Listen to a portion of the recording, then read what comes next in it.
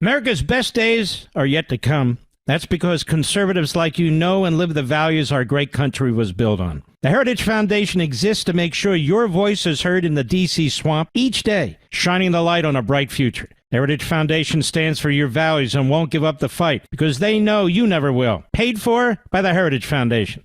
He's here. He's here. Now, broadcasting from the underground command post, deep in the bowels of a hidden bunker, somewhere under the brick and steel of a nondescript building, we've once again made contact with our leader, Mark Levin. My name's Larry O'Connor. I'm in for the great one, Mark Levin, and boy, have we got a lot to talk about. Mark's going to be back tomorrow, by the way. Always an honor and a pleasure to fill in for the great one. 877-381-3811. You know, the last couple of times I've had the honor of being behind Mark's, it's not a golden microphone, is it, Mr. Producer? He doesn't, Rush was the only one with a golden microphone. Is it platinum? Is it? Well, but you know what? He's the blue collar guy. He's like the hardworking, hard hat kind of, let's call it the iron microphone. I like that. I like the iron microphone. The last time I had a chance to sit in here behind Mark Levin's iron microphone, I realized after the fact that I'd done all the talking and we didn't get a chance to interact. And my favorite part about talk radio, it's the world's original social media. And your calls are the comment section. And I promised myself this evening that I will be or I should say today, that I'll be taking a lot of your calls. So 877-381-3811. Love to have you chime in here. For those of you who don't know, I am the morning host on WMAL in Washington, D.C., America's most important talk radio station. And I also have a daily live news analysis show, streaming podcast. I do live on all the video platforms out there for Town Hall Media. I do that every day at noon live. So you may say if you want to look it up, it's called Larry. That's the name of the show. I didn't name it. They just named it Larry. What can I tell you? We have a lot to talk about. I want to talk about Brown University, this latest news conference that we just had about 45 minutes ago. Again, more questions than answers from the elected officials and law enforcement up there. There's something very bizarre about the investigation of the murder of the two poor students up there in Brown University. We'll get to the details of that, and I'll play you some audio from that press conference.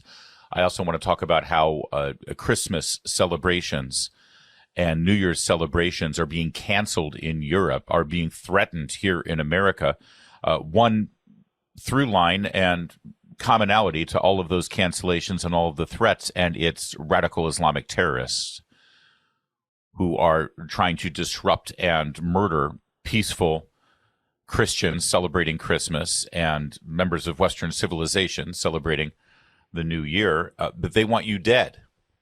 They want to disrupt. They want you to cancel those celebrations, as many cities in in Europe have already done. And therefore, of course, they have a partial victory there. Their real victory isn't solidified until they murder you, of course. But we're going to talk about that, too. But I want to first start with this story that has all of D.C. buzzing. And I'm based in Washington, D.C., and so I feel like I can give you a little bit of extra insight from my analyst's chair here in your nation's capital about this interview that Chief of Staff Susie Wiles gave to Vanity Fair that then got picked up in the New York Times. And this is a classic case of the media and the machine, the beast that is Washington, D.C. culture, taking this story and turning it into, well, something that it's not, and suggesting that in some way this is an existential moment for Susie Wiles, an incredibly effective chief of staff, and turning it into some scandal that it is not. That said, there are a lot of people to blame here, but most importantly, I want to know from you, who do you blame if you know about this story? I'm about to fill you in on it if you haven't heard about it. But if you've been watching cable news today, you know about this story. If you've been watching social media today, you know about this story. I'll give you the details. And if you already are read up on it, I'd love to hear from you about who you blame. Who do you blame for this episode here, where the Chief of Staff, Susie Wiles, who doesn't give many interviews, has now revealed in this exclusive to Vanity Fair some really damaging and insulting things about her colleagues and the president himself. 877-381-3811. Who's to blame for this? Is it Vanity Fair? Is it the New York Times? Is it social media? Is it cable news? 877-381-3811. The world first got wind of this morning because of a New York Times article. Listen to how this little feeding frenzy works. Susie Wiles grants an interview to Vanity Fair, and most specifically, a writer for Vanity Fair who has made a name for himself over the years interviewing chiefs of staff. And it's funny, these interviews, he even wrote a book, I believe, about chiefs of staff.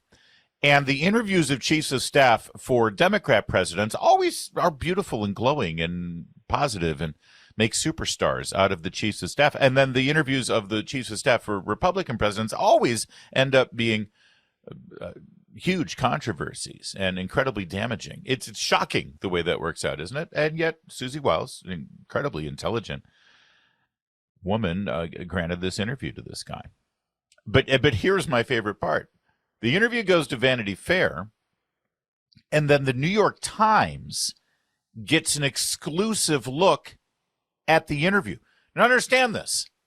Susie Wiles did not give an interview to the New York Times. She gave several interviews to Vanity Fair. Vanity Fair then decided on the day that they published the interview that they would give the New York Times an exclusive look at their interview and their article so that the New York Times could then publish an article about the interview in Vanity Fair. It's like Burger King giving McDonald's an exclusive look at their brand new Whopper recipe. This is not how most industries work when they have some level of competition, right? I mean, Vanity Fair and New York Times are in the same business. They're writing articles, they're selling advertisements on their websites and on their print editions.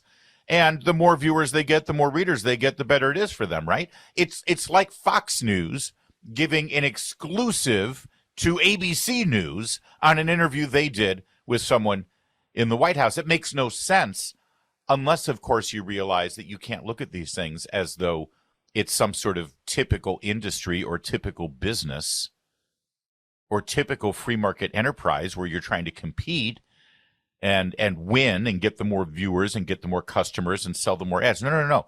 That's not really their goal, is it? They're all on the same team. They're all on the same side. They all have the same interest in destroying conservatives, in destroying the Trump presidency. So Vanity Fair gives the New York Times an exclusive to look at their article so that it can get more oxygen and more attention, because ultimately their goal is to damage President Trump. I would guarantee you that more people have read about Vanity Fair's interview with Susie Wiles in the New York Times instead of in Vanity Fair. And Vanity Fair is fine with that because they're not really in business. They're activists. Now, I want you to hear this paragraph from the New York Times article this morning that went viral. It went crazy. It went nuts. This is all they talked about on Morning Joe show over there, or on CNN, or on George Stephanopoulos. It was this paragraph. And I am going to read you the paragraph, and I'm going to deliberately tell you what is actually quoted from the Vanity Fair article versus how Peter Baker, the New York Times reporter, described what was in the Vanity Fair article. It's just one paragraph. Stick with me. Over the course of 11 interviews, Ms. Wiles offered pungent assessments of the president. Hold on a second. 11 interviews? She's only been the chief of staff for 11 months. What was this, one interview a month? What? Yeah, I might be giving you a clue as to who I blame for all of this. I do want to hear who you blame. 877-381-3811. 11 interviews. What in God's name? Over the course of 11 interviews, Ms. Wiles offered pungent assessments of the president and his team.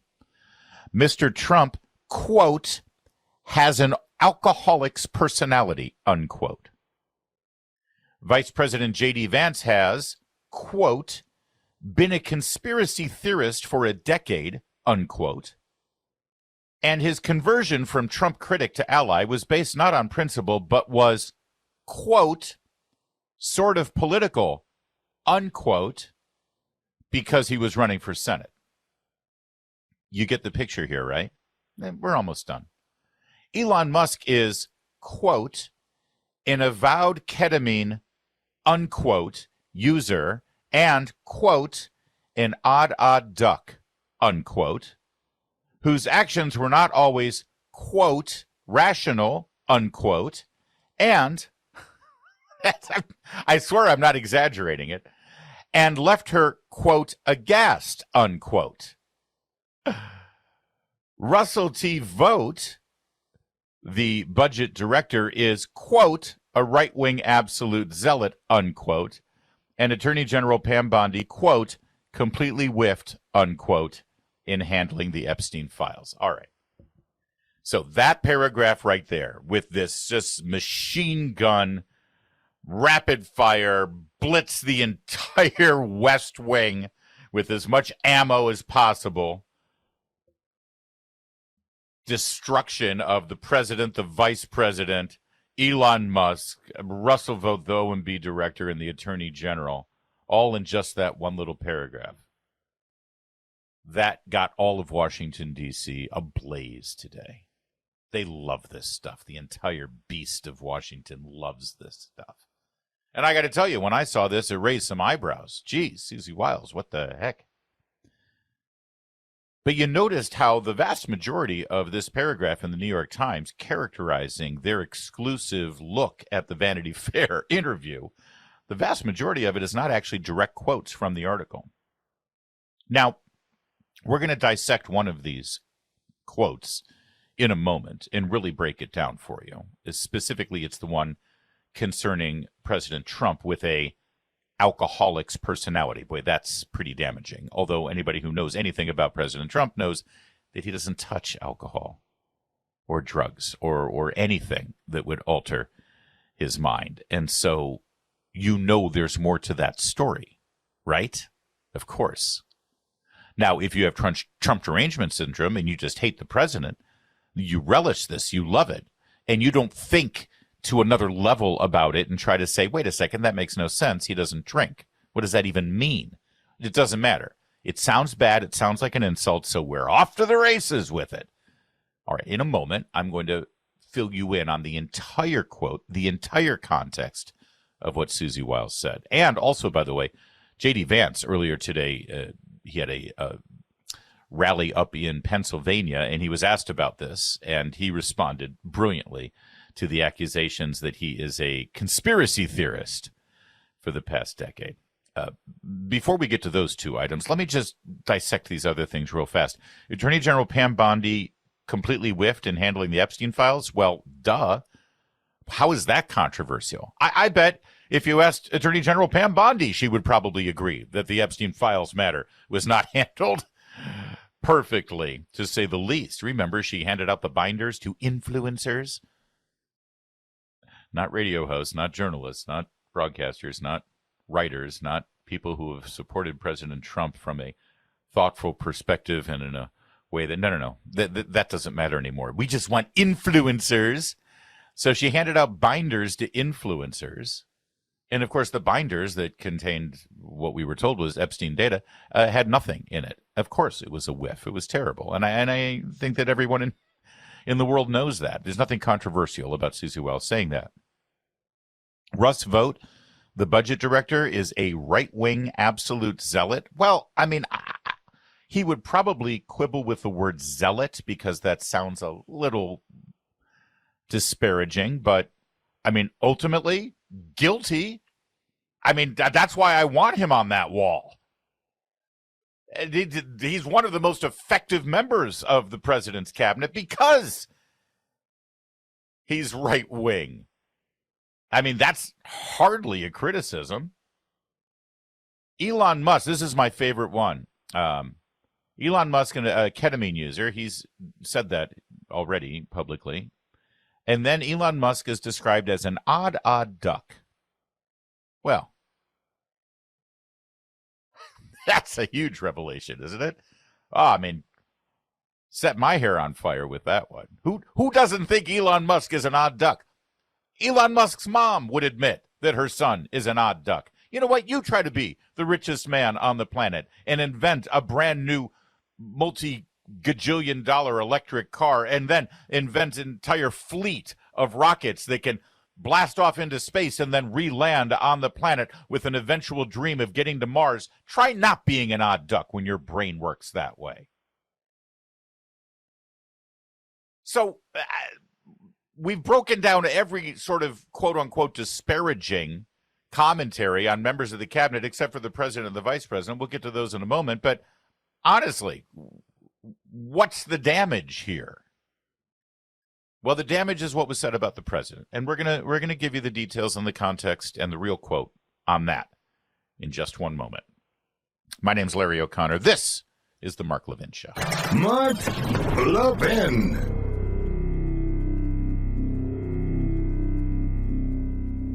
Folks, I have a question for you. Do you believe America's best days are still ahead? With the 250th anniversary of the signing of the Declaration of Independence coming up in less than a year, my friends at the Heritage Foundation are taking stock of the current situation, and they need your input. They've launched a survey on America's future to gauge how Americans feel right now about where we are as a nation and where we're headed in the next 250 years. You know, for decades, your American values have been under attack, but now, with President Trump's administration in office, we have an opportunity to turn the tide and usher in a new golden age for America. But the Heritage Foundation needs to hear from you. What policies do patriots like you most care about? What do you believe are the defining principles of America? What legacy do you believe we should pass on to the next generation? Please visit heritage.org/Levin today and share your feedback and help shape the future of America. That's heritage.org/LEVIN. Paid for by the Heritage Foundation. Susie Wiles is the chief of staff to the president. She's been in the eye of the storm today. I just want you to know every single cabinet secretary, it appears, has come out and said Susie Wiles is great. She's wonderful. She's the best. A real sign of solidarity. She gave this interview, 11 sit-downs with Vanity Fair, and now it's become this brouhaha, this kerfuffle. She put out a statement. She said, the article published earlier this morning is a disingenuously framed hit piece on me and the finest president, White House staff, and cabinet in history. Significant context was disregarded, and much of what I and others said about the team and the president was left out of the story. I assume after reading it that this was done to paint an overwhelmingly chaotic and negative narrative about the president and our team. The truth is, the Trump White House has already accomplished more in 11 months than any president has accomplished in 8 years, and that is due to the unmatched leadership and vision of President Trump, for whom I have been honored to work for the better part of a decade. None of this will stop our relentless pursuit of making America great again. Okay. So, who do you blame for this? Vanity Fair, New York Times, mainstream media, liberal left, infighting in the White House. Is it Stephen Miller? Is it J.D. Vance? Is it Marco Rubio? Is it Ron DeSantis? Or maybe a little closer to home there for Ms. Wiles. 877-381-3811. Your call's next.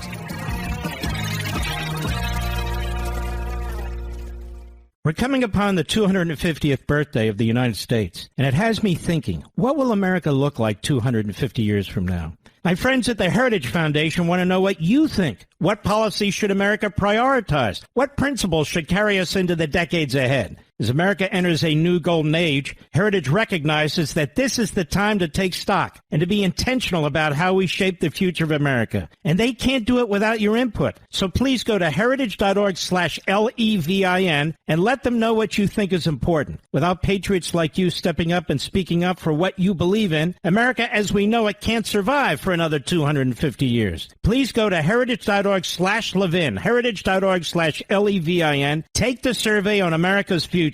This survey takes less than 10 minutes to complete, but it is critical for making sure that the America we pass on to future generations is an America we're proud of. Go to heritage.org/Levin today. That's heritage.org/LEVIN. Paid for by the Heritage Foundation. This is the show the New York Times is afraid of. Mark Levin. Call him now at 877-381-3811. Larry O'Connor in for Mark Levin. We're talking about this that has all of D.C. abuzz. A lot of it is completely unfair, blown out of context, completely hyperbolic, and frankly stupid. Susie Wiles, chief of staff of the White House, gave 11 interviews to a writer for Vanity Fair. New York Times sort of condensed it into a summary because they had an exclusive look at the interview. And they characterized Susie Wiles' comments as saying, Mr. Trump, quote, has an alcoholic's personality, unquote. And Vice President J.D. Vance has, quote, been a conspiracy theorist for a decade, unquote. And his conversion from Trump critic to ally was based not on principle, but was, quote, sort of political, unquote, because he was running for Senate. By the way, everything you do when you're running for Senate is sort of political. That's sort of the nature of the beast. It's called politics. Susie Wiles, for her part, is angry. She put out a statement saying that the article was, quote, disingenuously framed hit piece with significant context disregarded, and much of what I and others said about the team and the president was left out of the story. If you notice something about her statement, though, she never said that she didn't say the things that the article says she said. It was just disingenuously framed with context disregarded. And I'm going to provide context specifically on the statement about Donald Trump having an alcoholic's personality, but I do want to hear from you. And we'll start with Sandy, line 1, El Centro, California. That's Spanish for the Centro. Sandy, thanks for calling. Who do you blame for this debacle here? From all accounts, Susie Wiles is very smart.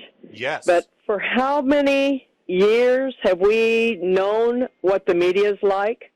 Known that the media would write the article before they even interviewed her 11 times. Yeah. And then they would just insert. It's her fault. She shouldn't have done it, and this is what makes me angry. Not because your analysis is excellent, and I follow President Trump on Truth Social. It's not going to affect me. But I want our movement to grow. I want more people to join us. I don't want people to be persuaded by the stupidity from New York Times and Vanity Fair by hearing a snippet on the news at night, in between trying to work or take care of kids. Yeah. And it just makes me angry that somebody that's so doggone smart, by all accounts, maybe she thought her brilliance, maybe she thought all of a sudden the media would be nice to us Republicans, to President Trump. That isn't going to happen. Yeah. I mean, listen, that's a lot of maybes, and you're right. That all may be true. And you're absolutely right, Sandy, because ultimately this is Susie Wiles' fault. And I like her, and I think she's smart. And by the way, because she's so smart, it makes me wonder what's really going on here. Because nobody as smart as Susie Wiles says, you know what, I'm going to sit with Vanity Fair, and I'm going to be completely honest and forthright, and I'm going to say all these things about the cabinet because they'll treat me fairly, and I know they'll treat President Trump fairly. There's no chance. Nobody's that stupid. Sandy, thank you for that. And by the way, that you're right. I don't want people to just hear snippets of this and then get discouraged and get upset and get black-pilled on this and get angry. I'm drawing attention to this for a couple of reasons. There are lessons to be learned here, number one. Number two, I'm utilizing the long-form medium of talk radio to be able to actually provide context more than just one snippet pulled out of context. But what is Susie?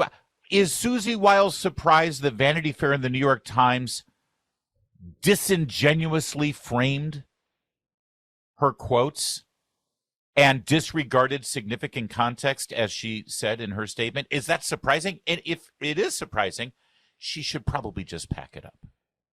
But I truly do think there's more at play here. I really do. Jerry in Sarasota, Florida. That's line 2 with Jerry. Hey, Jerry, what do you think of this debacle? Well, I'm a former corpsman with the Marines, and the one thing we were taught was know your enemy. And she should have known walking into those camps what she was going to be facing. Yeah. And regardless of how things were framed in or out of context, they should have never been said in the first place. Yeah. Period. We have the right people in places to do the things that we need to do and to advance the agenda as it needs to advance. And for her to come and sort of just go behind all of that, it's like trying to pull the rug out from under somebody for a reason. And, who knows? You wonder. Yeah. Here, and, I don't want to go off topic, but I have a question for you. Maybe you can answer is with all the liberal courts going against everything that our agenda is trying to do, since we are under invasion, why doesn't the president just suspend habeas corpus and take care of the problem? Well, you were talking about the immigration problem, or are you talking about the everything, or those that are unvetted and are in this country right now? Well, Jerry, I'll tell you, and I appreciate the call, and thank you for your service as a Marine. My son-in-law, my brand new son-in-law, is a Marine, active duty. So, Semper Fi, sir. Thank you for that call. I think suspending habeas corpus is a pretty drastic measure. I think, considering I believe it's only been done once before during the actual Civil War by President Lincoln, and I don't think it's reached that point necessarily yet, Jerry. But that's just me talking. Mark Levin, as the great one and as the constitutional and a law expert that he is, may have a different perspective on it. But you're absolutely right. At no point should anyone who works for any Republican president, certainly not President Donald Trump, should think to themselves, you know what? Giving 11 exclusive sit-down interviews one-on-one with a writer for Vanity Fair is ultimately going to be a good thing for us.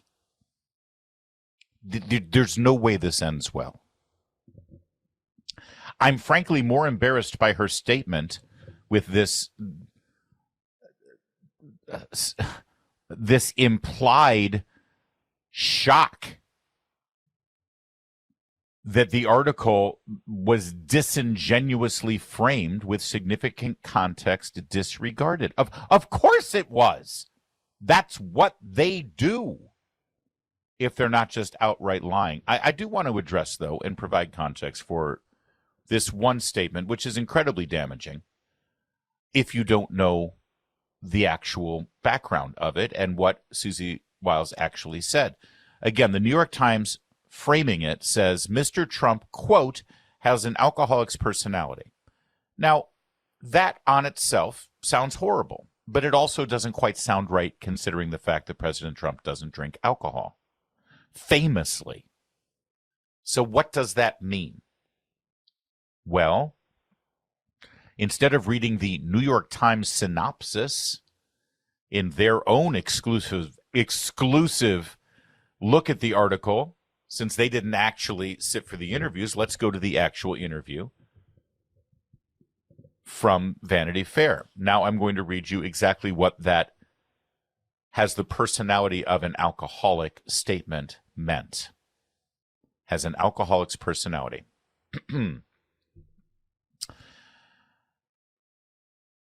This White House under Ms. Wiles is chaotic, just in a different way. Unlike John Kelly, the president's longest-serving chief of staff in his first term, who saw his job as trying to prevent what he considered radical, unwise, or even illegal actions, Ms. Wiles does not view her role as constraining Mr. Trump. Instead, she makes clear that her mission is to facilitate his desires, even if she sometimes thinks he is going too far. Let me stop there for a moment.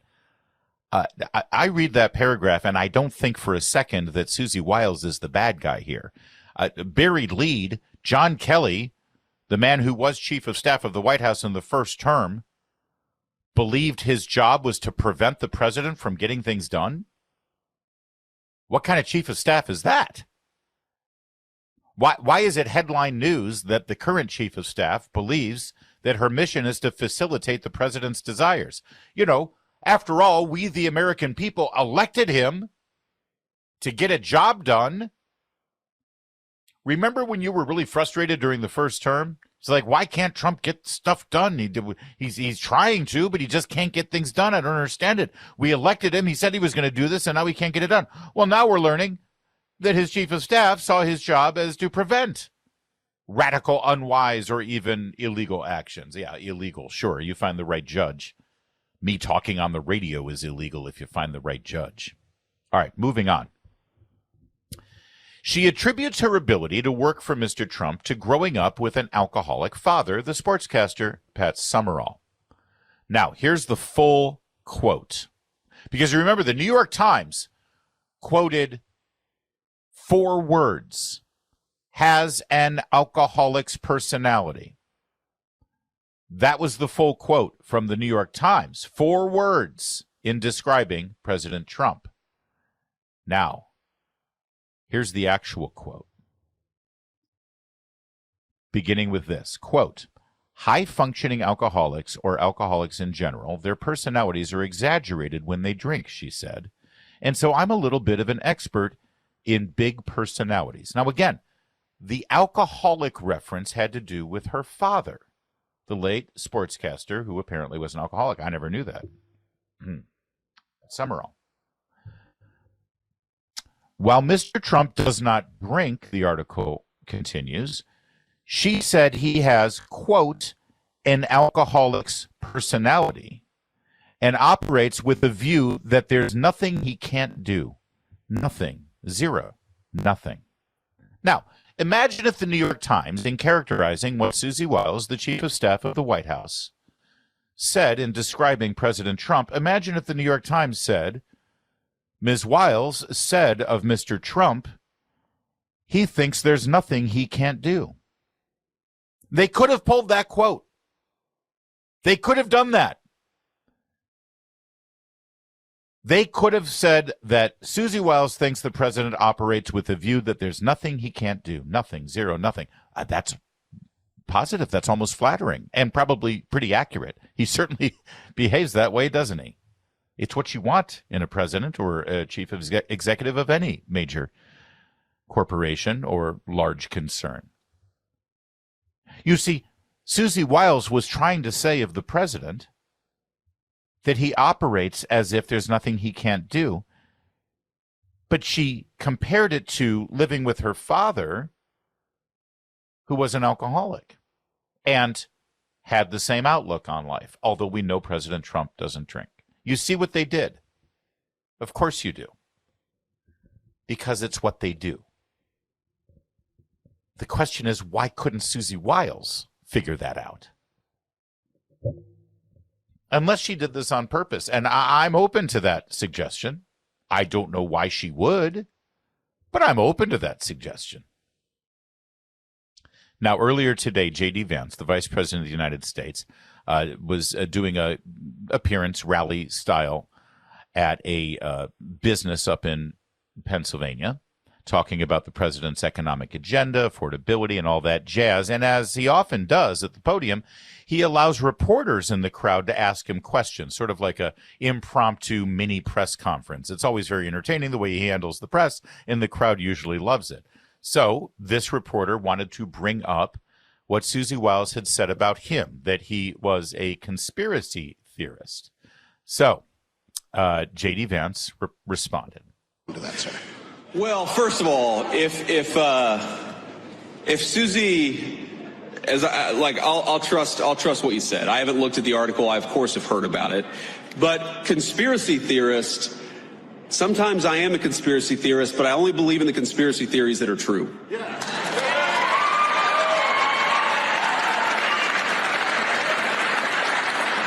And by the way, Susie and I have joked in private and in public about that for a long time. For example, I believed in the crazy conspiracy theory back in 2020 that it was stupid to mask 3-year-olds at the height of the COVID pandemic, that we should actually let them develop some language skills. You know, I believed in this crazy conspiracy theory that the media and the government were covering up the fact that Joe Biden was clearly unable to do the job.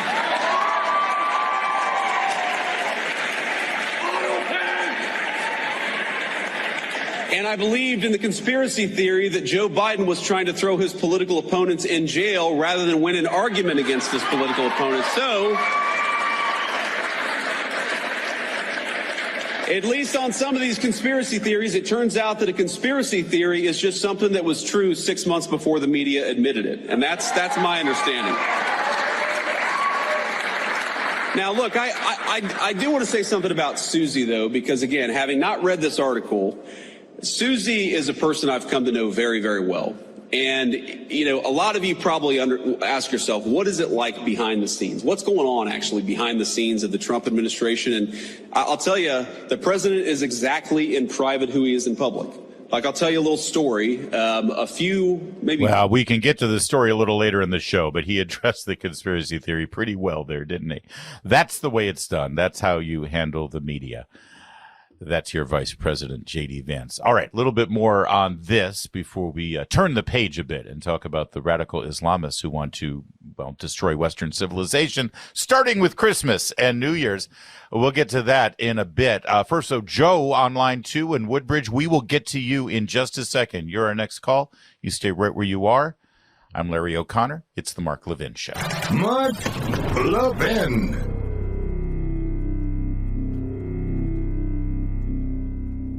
Folks, I have a question for you. Do you believe America's best days are still ahead? With the 250th anniversary of the signing of the Declaration of Independence coming up in less than a year, my friends at the Heritage Foundation are taking stock of the current situation, and they need your input. They've launched a survey on America's future to gauge how Americans feel right now about where we are as a nation and where we're headed in the next 250 years. You know, for decades, your American values have been under attack, but now, with President Trump's administration in office, we have an opportunity to turn the tide and usher in a new golden age for America. But the Heritage Foundation needs to hear from you. What policies do patriots like you most care about? What do you believe are the defining principles of America? What legacy do you believe we should pass on to the next generation? Please visit heritage.org/Levin today and share your feedback and help shape the future of America. That's heritage.org/LEVIN. Paid for by the Heritage Foundation.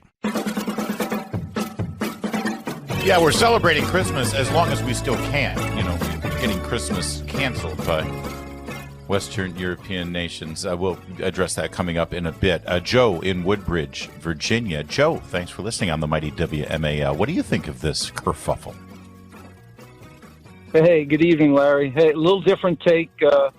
Number one, I believe that there's no doubt that Donald Trump approved of these series of interviews with Vanity Fairs.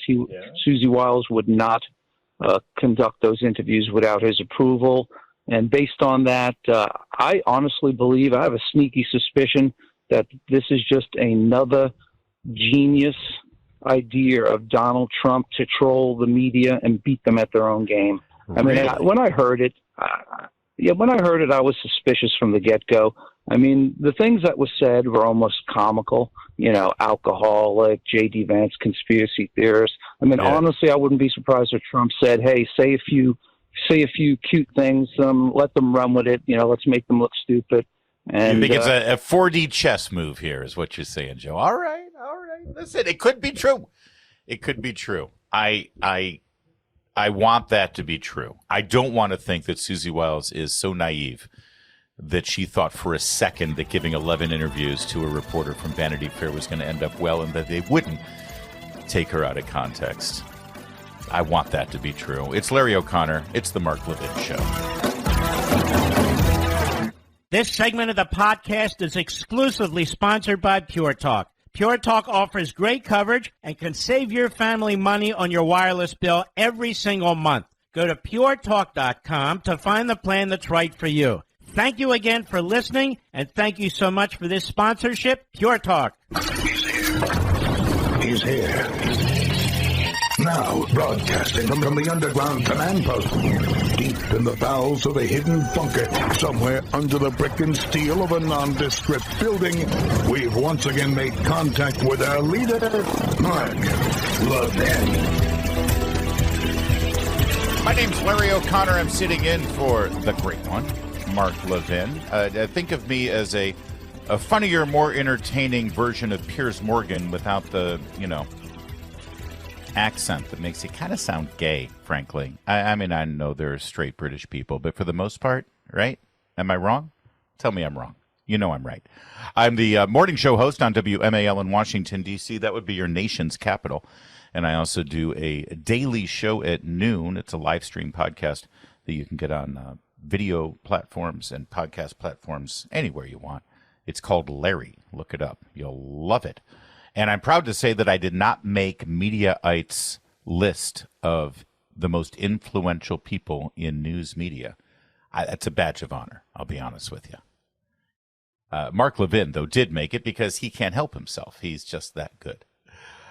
Thanks for tuning in here, and I would love to hear from you at 877-381-3811, 877-381-3811. I don't know if you've noticed, but there's a string of terror attacks or thwarted terror attacks that all seem to have a couple of things in common. And we're talking about attacks around the world. I mean, almost every continent. Australia still counts as a continent, doesn't it? You saw the horrific, despicable Hanukkah massacre on the beach in Sydney, in a country that has confiscated firearms from everyday Australians. So these radical Islamists who have ties to ISIS, father and son team, isn't that quaint? What do you want to do today, Dad? You know, want to go shopping? Want to go to Australian rules football? Maybe fishing? No. You know what? Let's go full jihad and murder innocent people, including a 10-year-old girl. The Jews in Australia that were celebrating Hanukkah, celebrating the Maccabees' miracle when they cleansed the temple from being defiled by the Greeks, reconsecrated it,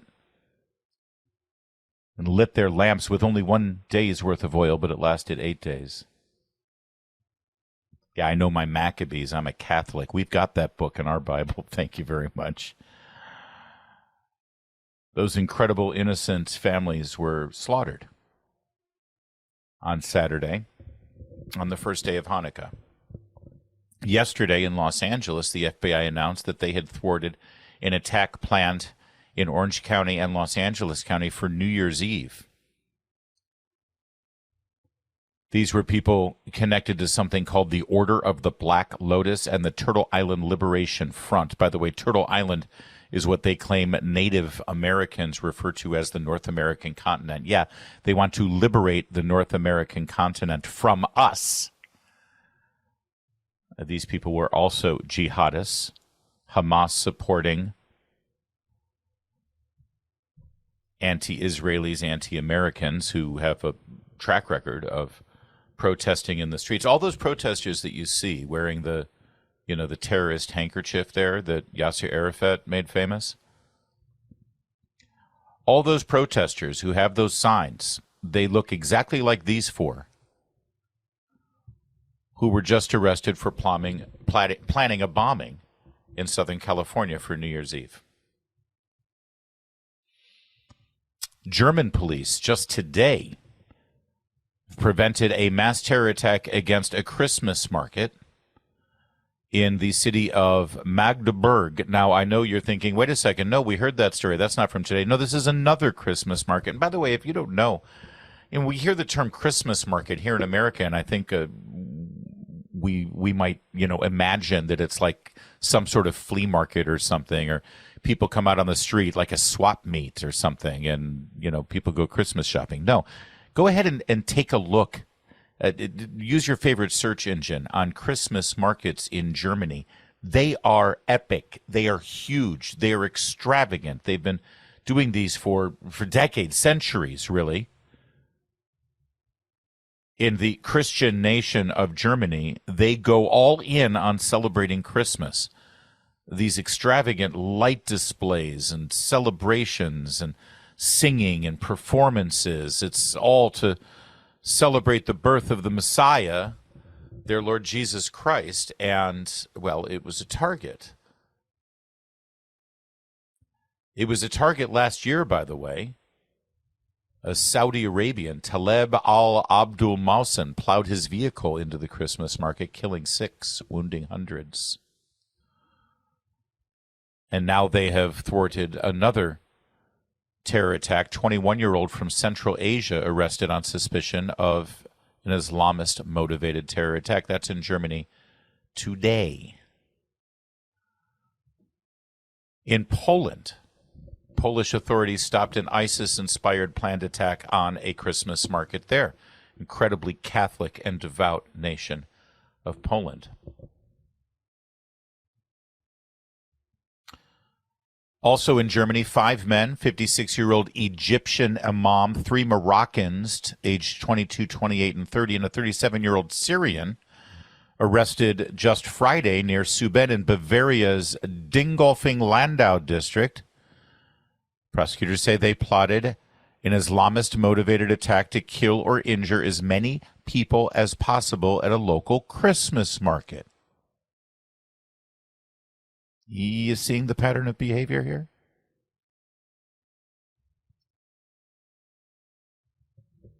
And then in France. Well, in France, because they've already had such a string of attacks this year, France is just doing their preemptive strike. Paris has canceled their New Year's Eve concert on the Champs-Élysées because of security fears. You know where the Arc de Triomphe is there in Paris. Pardon my French, or lack thereof. On any given New Year's Eve, you'll have upwards to 1 million or more Parisians and other Europeans and Americans and tourists from all around the world going to the City of Lights to celebrate the new year. You've seen the fireworks displays there if you watch, Dick Clark's Rockin' Eve. I guess it's Ryan Seacrest's Rockin' Eve now. Or any of the other New Year's Eve programming that they have out there. They always do the worldwide look. Let's look at what New Year's Eve looked like in Paris, and they have this great display with all the fireworks and the light show on the Eiffel Tower and the Arc de Triomphe. Oh, they're going to do it this year, but good luck finding a crowd of Parisians celebrating New Year's Eve. They're on their own. They got to go, sit on the hood of their car or open up their window and try to sneak a peek of the Eiffel Tower, but Paris authorities don't want them anywhere near the downtown area, certainly not gathering in crowds, lest they become targets of a terror attack.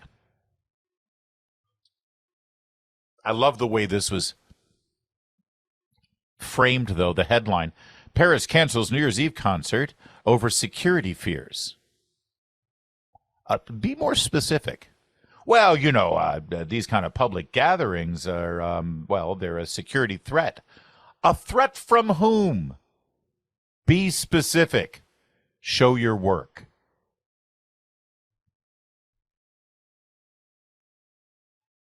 Funny thing about terrorists, they have 2 goals. They want to murder you, goes without saying, and if possible, if they murder you while destroying some edifice or representation of your culture, all the better. Their second, not quite as important goal is to terrify you. Hence the name terrorist. They want you as an individual, or you with your family, or you with your religious group, or you as a nation. They want you terrified. You see, they hate seeing a Christmas market. So yes, they want to kill as many Christians as possible celebrating Christmas at the Christmas market, but even better, if they kill enough Christians on a regular basis at the Christmas markets, then you'll cancel the Christmas markets. Because you value life, you see. They do not. They'll keep killing you and killing you and killing you, and even if they have to kill you with a suicide vest and blow themselves up, as long as they keep killing you until you alter your behavior and succumb. Bow to their will.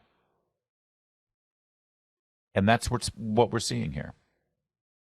Now, in Germany, in most of the cities that have these celebrated Christmas markets, they've taken the interim step.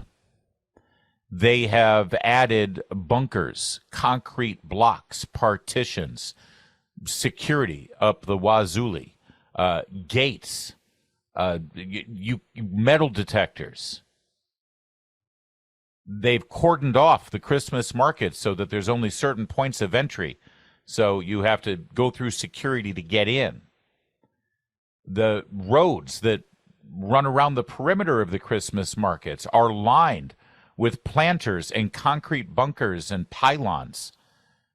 So if somebody wanted to drive their car into it, well, it would reduce the damage done, certainly, by slowing them down. That's the interim step. You know how the famous psychologist back in the 60s had the stages of grief, right? Anger, denial, bargaining, depression, and acceptance. This is similar. This is the delusion that you can put up enough security to stop these things from happening.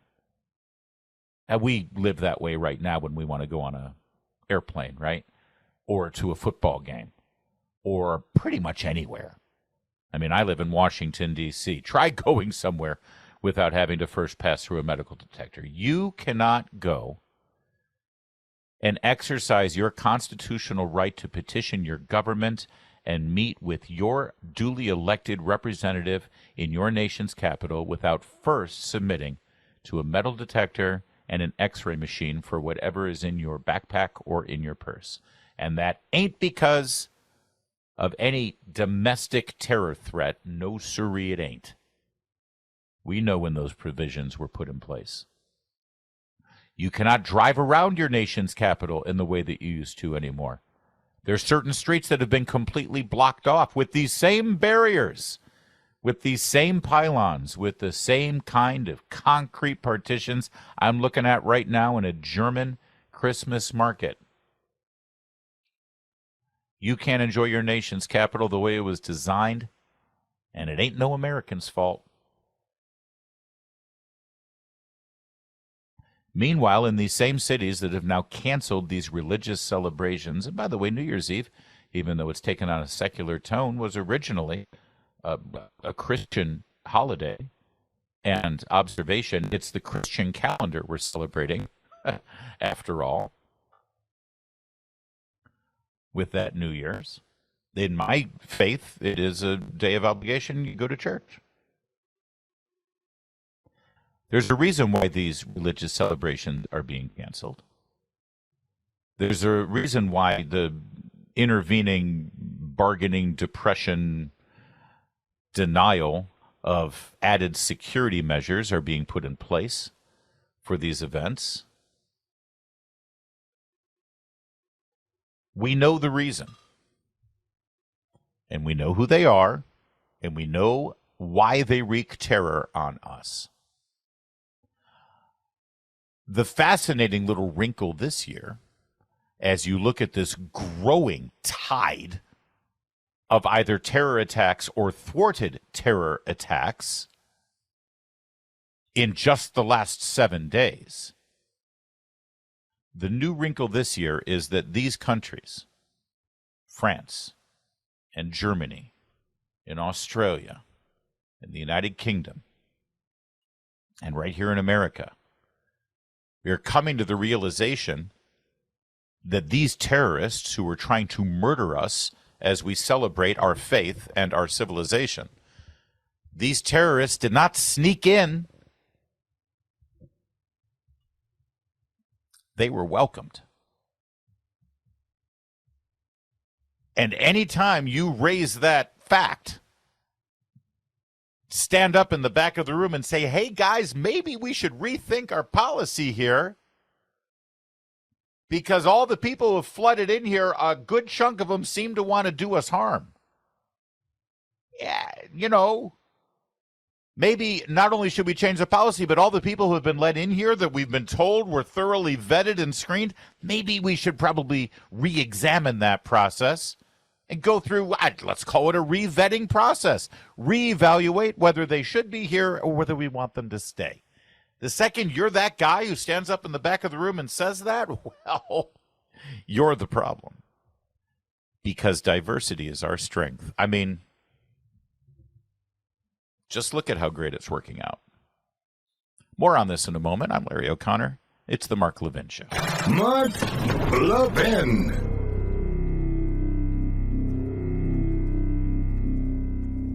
As a consumer, you can carry the success or failure of businesses in the palm of your hand. Their success can depend on your decision to spend money with them or their competitor. Well, my friends at Pure Talk would like to say thank you from the bottom of their hearts for choosing Pure Talk for your wireless needs. Because of you, they've had a record-breaking year. Because of your generosity through their Roundup for Charity program, they've been able to donate over $500,000 to America's Warrior Partnership, who stands on the front lines of helping to prevent veteran suicide. Your patronage has allowed Pure Talk to donate 1,000 hand-sewn Made in America flags to your fellow veterans. And when you choose Pure Talk as your wireless provider, you help Pure Talk support American jobs right here in our country. Like I said, as a consumer, you have the power to make or break companies. And with the money the big wireless guys throw around on advertising, you're inundated with offers everywhere you look. So from everyone in the Pure Talk family, thank you for your trust, and God bless you. Larry O'Connor here in for the great one, Mark Levin, and it brings me no pleasure to detail all the terror attacks or thwarted terror attacks in Western Europe, here in the U.S. and Australia that we've had to endure over the last handful of days. But something's up, clearly. Thank God our FBI thwarted this latest attack, but are we not allowed to draw attention to what we see with our very eyes?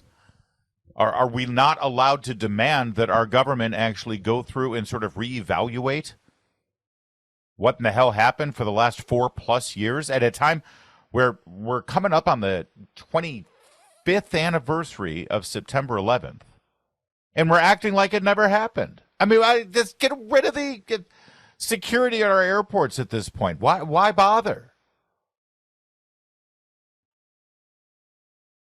All invited in with open arms. Half of them on benefits right now. We just had a National Guardsman murdered in Washington, D.C. by an Afghan refugee, and if you dare suggest that maybe we should rethink that policy, well, diversity is our strength. All right. Well, I want to hear from you. What needs to happen here? We're going to start with Tony in Clifton, New Jersey on WABC. We'll talk to you next. I'm Larry O'Connor. It's the Mark Levin Show. As a consumer, you can carry the success or failure of businesses in the palm of your hand. Their success can depend on your decision to spend money with them or their competitor. Well, my friends at Pure Talk would like to say thank you from the bottom of their hearts for choosing Pure Talk for your wireless needs. Because of you, they've had a record-breaking year. Because of your generosity through their Roundup for Charity program, they've been able to donate over $500,000 to America's Warrior Partnership, who stands on the front lines of helping to prevent veteran suicide. Your patronage has allowed Pure Talk to donate 1,000 hand-sewn Made in America flags to your fellow veterans. And when you choose Pure Talk as your wireless provider, you help Pure Talk support American jobs right here in our country. Like I said, as a consumer, you have the power to make or break companies. And with the money the big wireless guys throw around on advertising, you're inundated with offers everywhere you look. So from everyone in the Pure Talk family, thank you for your trust, and God bless you. Mark Levin, the research arm of conservative media. Call in now, 877-381-3811. It's true, Mark Levin is tall, strangely tall, absurdly tall, shockingly tall, actually, if you've ever met him face to face. Larry O'Connor is sitting in for the great one, Mark Levin. He does. Some people just look smaller on TV. Mark is very tall. Thank you for tuning in this evening, and we're going to get to your calls in a moment. I want to take a moment, as they say in the Senate, a moment of personal privilege, if I may. I'm going to mention someone that I know you've heard of before because Mark has mentioned him on the air many times. His name is Bill Hess. He's the program director for my radio station, WMAL. He's had that position for over 15 years, in fact. He predated me. Right before I got there is when he got the job as the program director in Washington, D.C. He's had incredible success in his 48-year career. One of his greatest achievements was hiring me, by the way. But I'll set that aside for a moment because it was announced today that Bill Hess, a true legend in the talk radio industry, will be retiring at the end of this year. He's hanging up the headphones for good, though I don't know if he's worn headphones for a while. The end of this year will be his final days at WMAL and professionally in the radio business. And I just I make note of this, and I wanted to borrow some of Mark Levin's show to sort of announce this and pay him honor and homage, because I know Mark would as well. Mark has said glowing things about Bill here on the show and privately with me as well, and to our community in Washington, D.C. Everything you know about the Washington, D.C. talk radio business and really much of what you know of talk radio in America has been formed and modeled after Bill Hess's principles, dignity, value, and approach to inform with integrity and to entertain and make sure that you, the listener, is always put in the primary focus for those of us behind the microphone. And our industry is going to miss him dearly, and it just won't be the same without Bill Hess every single day being there as kind of a North Star for so many of us in the industry. So wanted to pay a bit of a tribute to a man whose name you probably have heard, but his influence certainly you have felt, probably in many cases without ever knowing it. Bill Hess, ending his 48-year radio career at the end of December 2025. Now to your calls here on the Mark Levin Show. Tony in Clifton, New Jersey, on the mighty WABC in New York. Hey, Tony, thanks for calling in. Hi, Larry. So I'd like to thank you for being with us tonight. And I want to add to our Vice President's list of conspiracies, which I think is so to the moment. So the conspiracy that I would like to add to J.D. Vance's list is that the Democratic Party does not value human life, as seen in their practices and policies of promoting anti-Semitism, recidivism, unvetting of illegals, which have led to the death of our American citizens. And this is something that, in spite of all that President Trump has done and his administration, building is on. And I know why, Larry, if I could just say that, and then I'll drop off, and I want to hear your comments. Sure. This is because the Democratic Party does not value human life, and they have in place in our Congress, in our Senate, throughout our government, the same people who led with Joe Biden in his administration. And so what President Trump has done to eliminate a lot of the problems in our government is to stop funding.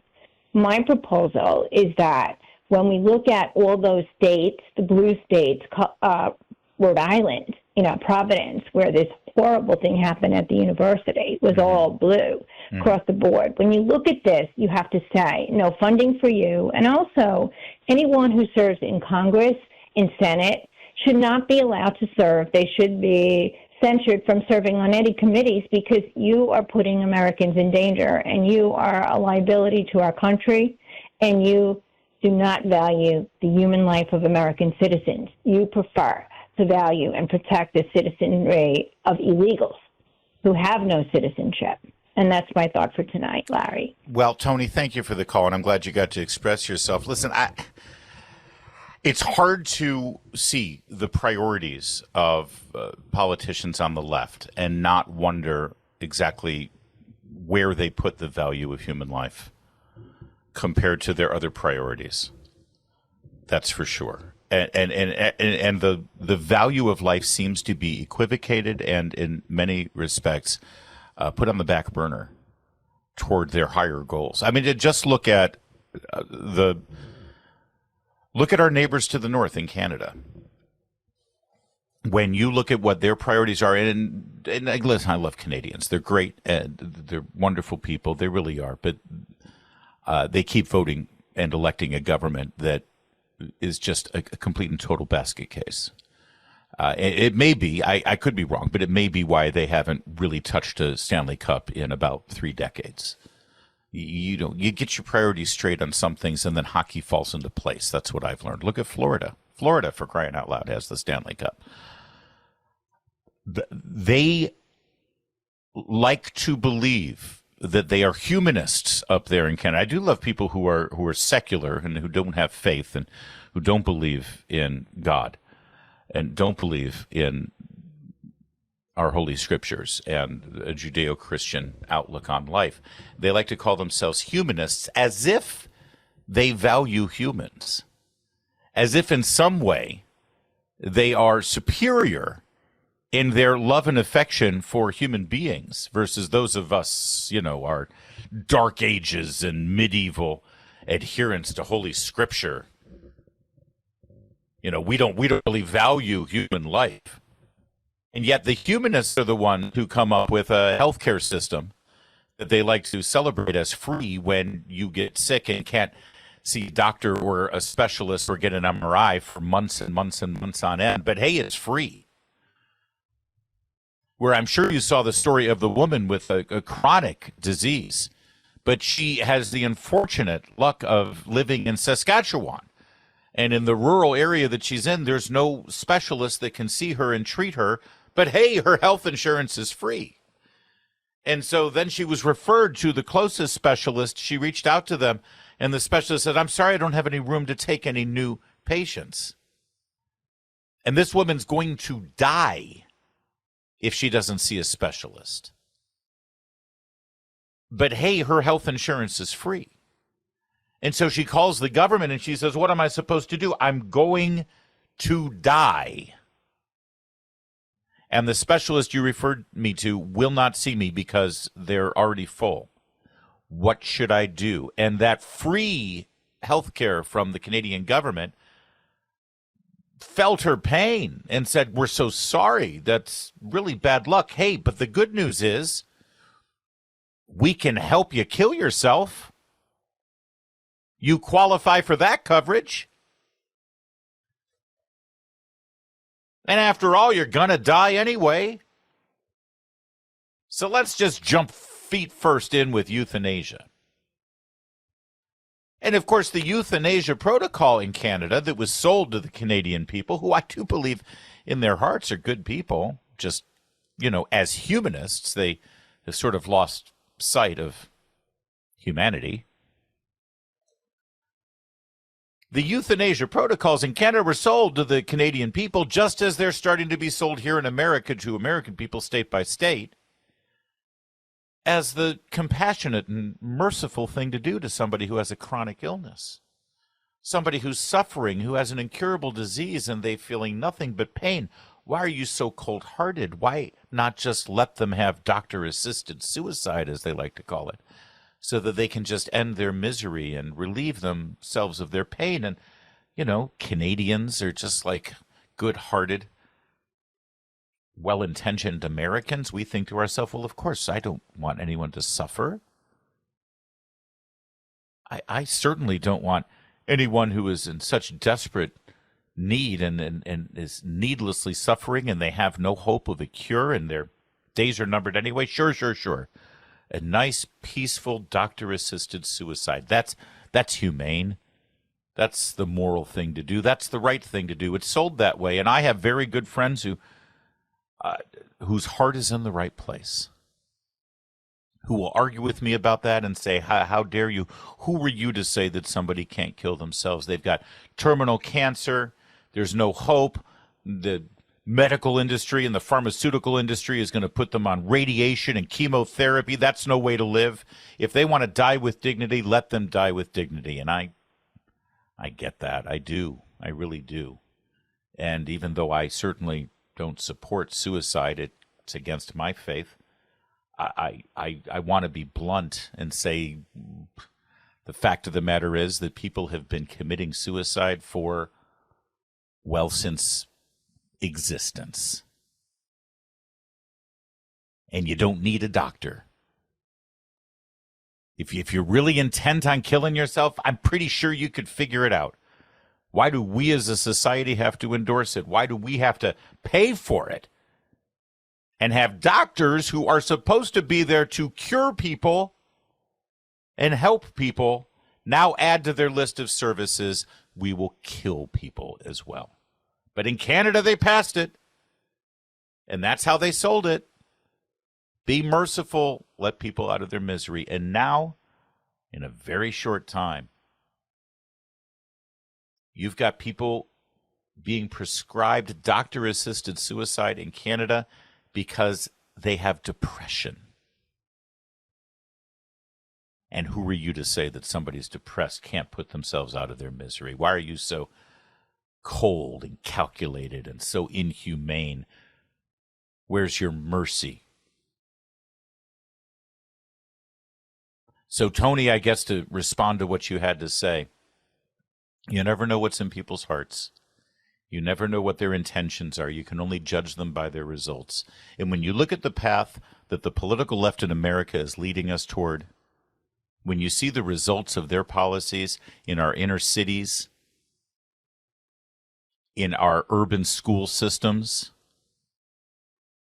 when you see their priorities of where they want to put money, where they want to draw the line, when you look at the groups that they go fundraising with, like NARAL and Planned Parenthood, when you see their great white north utopia in Canada with the model health system that they keep bragging about and wanting to adopt here in America, and you see the end results as I just laid out for you, you know what, Tony? In Clifton, New Jersey, it's kind of hard not to agree with you. It's kind of hard not to reach the conclusion that, yeah, they don't really value life. And they don't deserve to have that kind of political power over us in this nation. All right, we'll take more of your calls in a moment. I'm Larry O'Connor. This is the Mark Levin Show. Mark Levin.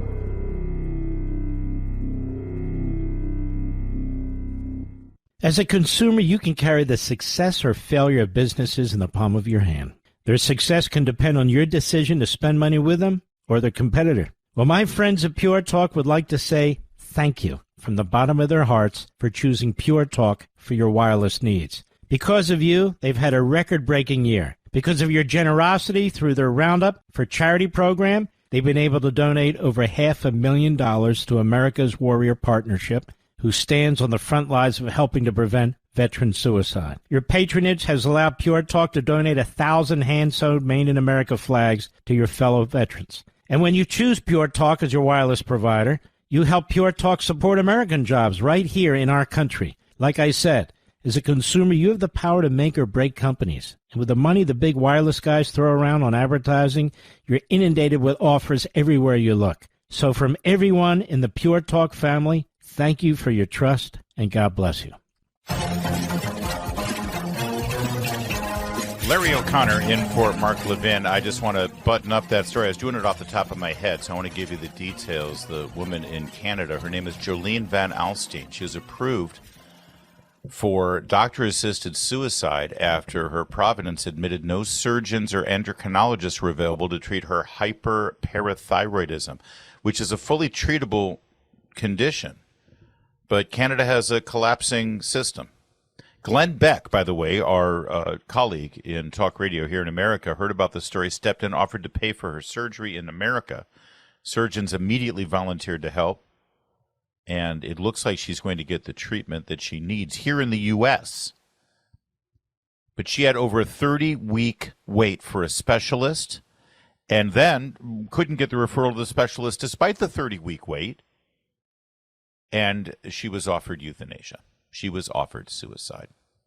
Jolene Van Alstyne. Say a prayer for her as she seeks her treatment, and thank Glenn Beck for stepping in on that. But that's a very real story that I wanted to share with you and give you the details on. All right, let's continue here now with, how about Jason in Kensington, Maryland? Jason, thanks for calling in. It's Larry O'Connor in for Mark Levin. Hey, Larry, how you going, mate? Oh, it's How you doing? Jason. Jason is a well-known Australian who lives in the D.C. area. We hear him on WMAL. Hey, Jason. Merry Christmas. How you going, mate? How you going? Merry Christmas. Yeah, not too merry in Australia at the moment because of course, the Bondi massacre. But, yeah, a lot of unanswered questions there because I'm kind of familiar with Bondi. I've got some friends that live there, and we still try to figure out why it took the police about 20 minutes to take these two guys down. I mean, 20 minutes is a long time to be firing a gun. And looking at the bridge that they were on, I'm kind of familiar with that bridge. And I can say if I was a civilian who could have carried a gun, which they took all of our guns off us a number of years ago, I would have definitely been able to access them guys pretty quick and take them out in less than 20 minutes. And Jason, I've seen those contemporary reports from the witnesses there who said that there were police there. It's that I just want to be clear that everybody understands because Jason, English is Jason's second language. He's Australian. It's not that it took police 20 minutes to respond to a call for help and get there. The cops were there. They didn't do anything. Yeah. You know, Bondi is probably the most iconic beach in Australia. It's not the best beach, but it's the most iconic one. But there's always police there because it's such a big tourist area. There's always police there. And I mean, and this is what gets me. The police in Australia had no problem taking down a guy who was walking outside his house on an off day during the COVID crisis. Right. Yeah, I mean, you know, they were there within minutes. Someone would call and they'd take this guy down. He's having a cigarette on his porch, and then cops are there having him on the ground. But it's like there's just something fishy about this whole thing. And of course, our Prime Minister, who is probably Joe Biden on steroids. He's terrible. I mean, he's basically come out and said we're going to change the gun laws, which are already the strictest on the planet. I mean, we don't. Jason, can you shed some light on that? Because I saw your prime minister say that, and I saw the I guess they call him the governor or the president of New South Wales say the same thing. What laws are there still to enact? I thought they pretty much confiscated guns in that country. They did, and that's the thing. We can't get guns. It's become so much of a pain or nuisance to be able to own a gun that. You know, what we saw that guy come out of the fruit shop and tackle the guy, and he grabbed the gun and pointed at him, and I'm sure he wanted to shoot him, but then he's probably thinking, you know what, I don't want to get arrested. Yeah. Well, listen, Jason, thank you for shedding some light on that as an Australian and knowing the lay of the land there, and please let the people of Australia know that we're thinking about them, and we wish them the best this holiday season. Horrific terror there in Australia. All right, coming up next, we'll focus on this Brown University shooting and a big announcement from President Trump. Next.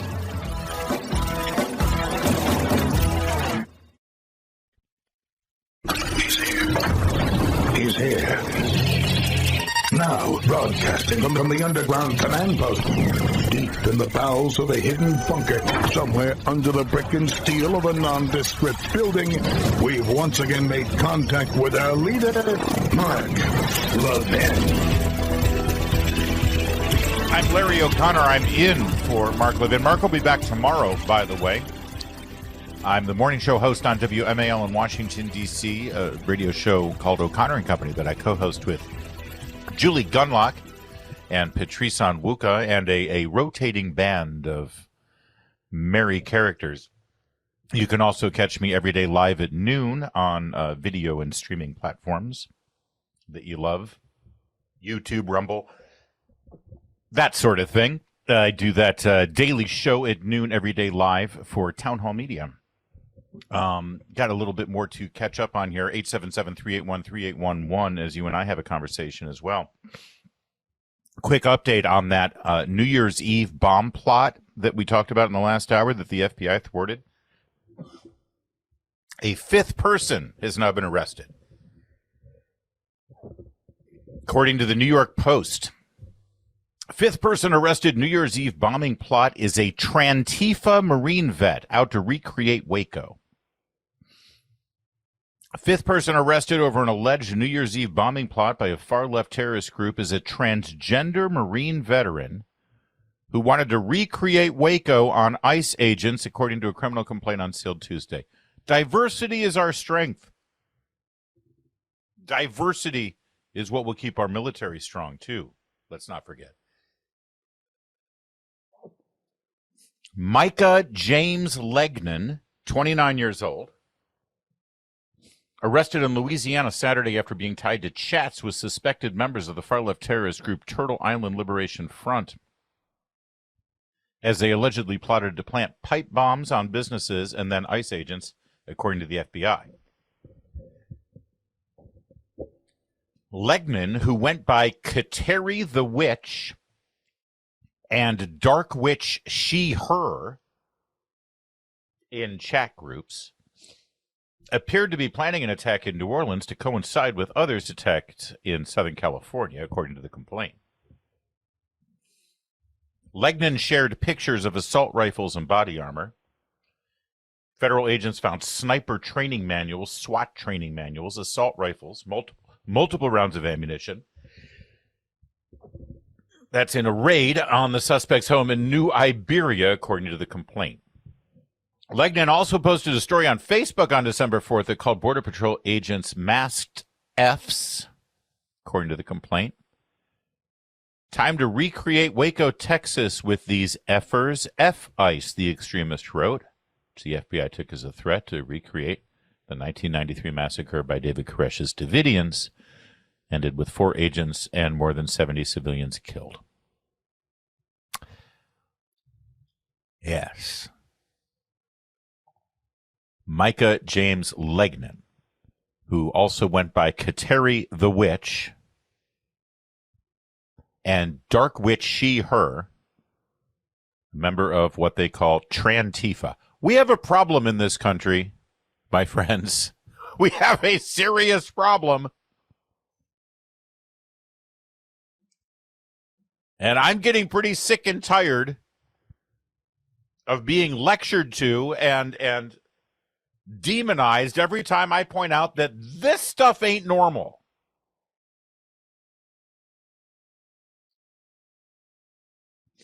Meantime, President Trump has made an announcement. He will be addressing the nation tomorrow night at 9 p.m. And it's pretty good that he waited until after the Mark Levin show. I think we all appreciate that. He said that he will be addressing the American people from the White House. He said, "My fellow Americans, I'll be giving an address to the nation tomorrow night, live from the White House at 9 p.m. Eastern Standard Time. I look forward to seeing you then. It has been a great year for our country, and the best is yet to come." Now, the White House Press Secretary Caroline Levitt was on Fox News earlier and said that President Trump will be addressing the country about all of his historic accomplishments over the past year and maybe teasing some policy that will be coming in the new year as well. Which is fine, although it's not common for a president to use a White House address in prime time to just sort of talk about what's gone on in the past year and talk about what he plans to do in the coming year. That's not typical, but this is not a typical president, nor is it a typical administration. We'll see what he has to say. I mean, if what Treasury Secretary Scott Bessent said earlier today is any indication, he does have quite a bit to tout.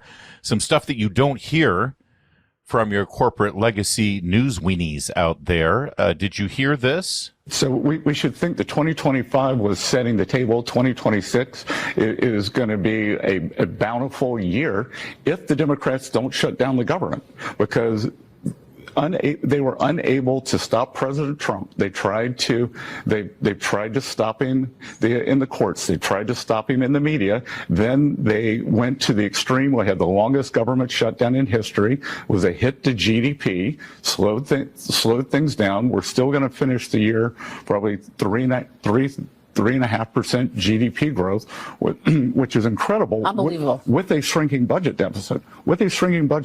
So we have very good momentum coming into next year. The economy is broadening out. You can see it. Other sectors of the stock market away from big tech are doing very well. But if they try to shut down the government, I believe that the Senate Republicans should immediately forego the filibuster, keep the government open, and let the economy do its thing. Because the one big beautiful bill, there are so many parts to that are kicking in. We've had 15% uptake in capital expenditure. Capital expenditure historically always leads to job growth. We had the president fulfilled his promises to working Americans, no tax on tips, no tax on Social Security, no tax on overtime, and auto deductibility for American-made cars. There are going to be substantial refunds to working American households in the first quarter. They will change their withholding. They will get an increase in real incomes. So I am very optimistic that for working Americans. Now, you expect the Secretary of the Treasury in the Trump administration to be pretty bullish about, well, the economy that he's helping to oversee. But that is a litany of things right there that you really should take into account. Because the last I checked in the polls, Trump is underwater right now with horrible rankings and unpopular responses in the polls because of his handling of the economy. And you think to yourself, well, hold on a minute. Listen, there are still things that are too expensive out there. The cost of living is too high. Inflation has not shrunk. We haven't had deflation, you see. You see, we had 4 years of the Biden administration spending up the wazoo, money that we don't have. At one point, inflation reached 9+% in just 1 month. Now, it was going down by the time he was leaving office, but that's because, well, partly because we had a Republican majority in the House starting 2 years into his presidency, number one. But number two, and most importantly, the cynical Democrats always ease up on their Marxism when they're looking for re-election. That's just what they do. But understand something. Even if you had inflation of 9% and then you've got inflation down to where it is now, which I think under President Trump is about 2.7, maybe 3%, that doesn't mean that suddenly everything is 6% cheaper because you've gone from 9 to 3. No, that 3 is in addition to the 9 you already had. Okay? Every time inflation is there, it means prices are going up. It's just the prices aren't going up as bad as they were under Biden. But it's still an issue. Now, he's been able to reduce the cost of energy. In the majority of the states in America right now, we've got like 6-year lows in the price of gas because of this president's policies. And that will end up affecting the price of a lot of other things that you need to get. But understand something, even with the government shutdown, this year is going to end with a 3.5% gross domestic product growth. That's astounding. And did you hear him say that that's at a time when we have a shrinking budget deficit? Can I say that again? A shrinking budget deficit. Do you remember when they were negotiating the big, beautiful bill, the reconciliation tax package that extended and made permanent the 2017 tax cuts and also added all the other tax cuts you just heard the secretary lay out there? The tax cuts that include, no tax on tips and no tax on this and no tax on that. And it's a huge, windfall for you to keep the money that you work hard for and have earned and shouldn't have to keep giving to the government. And we kept hearing all the time, well, the Congressional Budget Office says this is going to blow a hole in the deficit. Well, the Congressional Budget Office says, how are you going to pay for that? How are you going to pay for that? You're going to have to cut some things to be able to pay for that. How are you going to pay for that? How are you going to pay for that? You always hear that. I love it. Whenever they come up with a new program like Obamacare or paying off your student loans for you, right? And or anything that the left wants to provide for you. You never hear anybody say, well, how are you going to pay for that? That's never a question that's ever asked. If they even want to address it voluntarily, they always say, well, we're going to tax the rich, the ultra rich. Zoran Mamdani, your guy up in New York. Oh, yeah. Oh, we're going to be able to, everything's going to be free. Everything's going to be free. And don't even ask how we're going to pay for it because we're just going to increase taxes by 1.5 points on billionaires. And that'll do it. Because, funny thing about billionaires, they're all really stupid. Billionaires never find a way to, shelter their money from taxes. And when they see that there's going to be this Marxist coming in who promises to tax them, the last thing they're going to do is move. Yeah, those billionaires, they don't really read the news. They're not up on current events. And listen, who wants to move from beautiful New York City anyway when you're a billionaire? It'll be worth it to pay an extra 1.5%. But who believes this garbage? But still, the question is always asked, when taxes are going to be cut and you get to keep your money, that's suddenly when they say, well, how do you pay for that?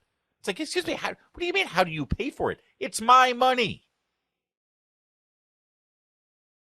But conservatives, for the most part, whenever faced with that question, and we're faced with it all the time, going back to the Reagan tax cuts of 83 and then 86, the Bush tax cuts, the Trump tax cuts. You notice you never have a Democrat's president's name associated with a historic tax cut, right?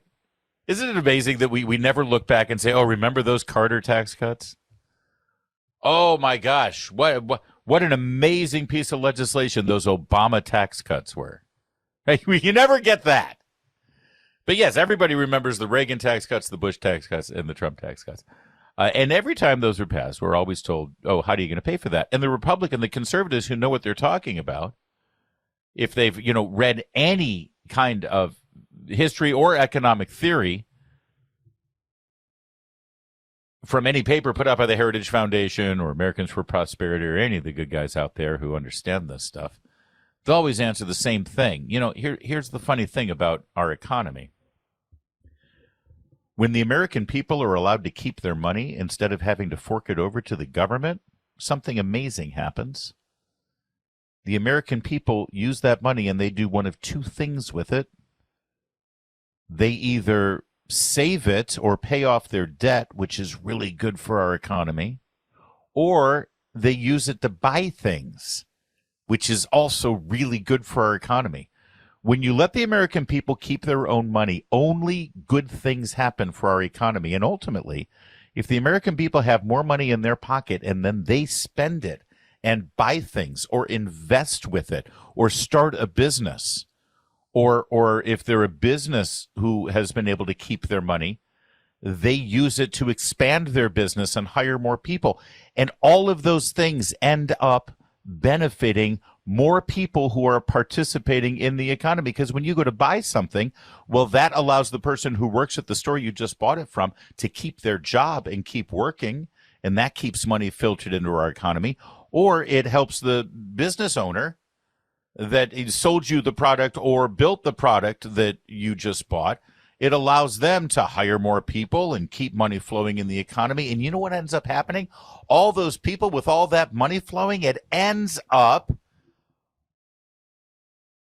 in taxes that end up going to the government. Not at the high rate that it was at before the great tax cut that gave everybody their money. Everyone's paying a lower tax cut, but more people are paying taxes.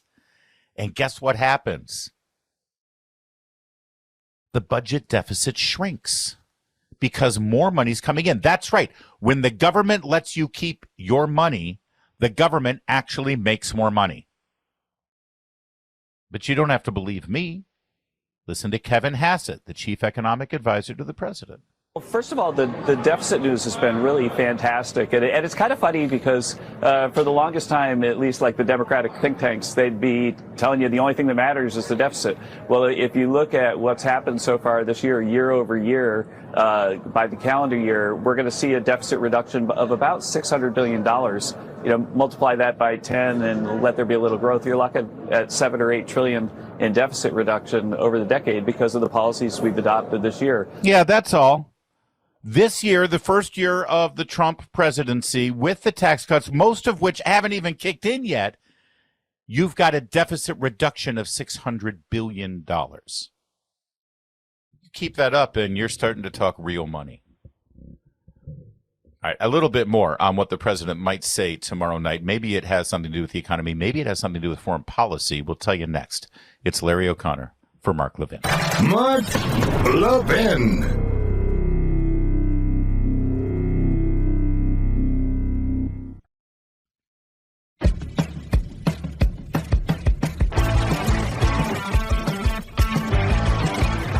So the president will be speaking to the nation. Could be about the economy, as I just mentioned. But then there's this. He just posted less than an hour ago on Truth Social.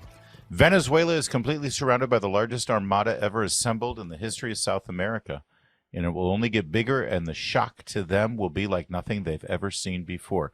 Until such time as they return to the United States of America all the oil, land, and other assets that they previously stole from us.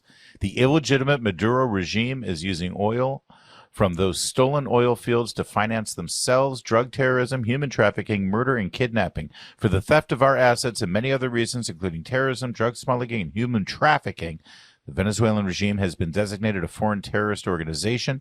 Therefore, today I'm ordering a total and complete blockade of all sanctioned oil tankers going into and out of Venezuela.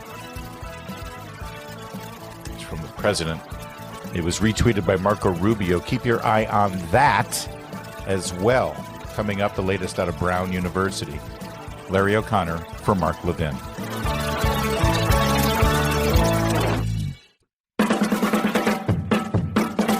Mark Levin, the George S. Patton, Talk Radio.